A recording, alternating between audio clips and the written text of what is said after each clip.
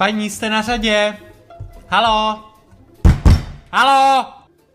Ten nákup je ještě váš? Ne, to už není moje. A ty rozdělováky na ten nákup, vypadá to asi nějak zhruba takhle, si myslíte, že tady máme proč? Nenapadá mě jediný pádný důvod. No pro parádu asi ne. Ono to stojí 60, no tak to nechci. Tak proč si to bereš? Já se asi špatně podívala, Storno by nešlo. Jo, Storno bys chtěla zlatíčko a ty si myslíš, že ho asi umím, že jo? No jako jo. Tak to seš na pěkném omylu. Já teď budu muset zavolat moji vedoucí, která je na druhé straně obchodu ve skladu. Se sem bude táhnout kvůli tvýmu blbýmu stornu 10 minut, aby to tady mohla vystornovat. Budeš zdržovat celou frontu jenom kvůli tomu, že ty blbě čumíš na cedulky a asi nevíš, kolik to stojí. Vlasti, prosím tě, Storno.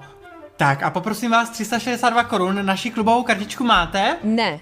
A založit byste si nechtěla? Nechci. No, dobrý, prosím tě, ty nebudeš mít slevičky, nebudeš sbírat bodíky, mně je to jedno.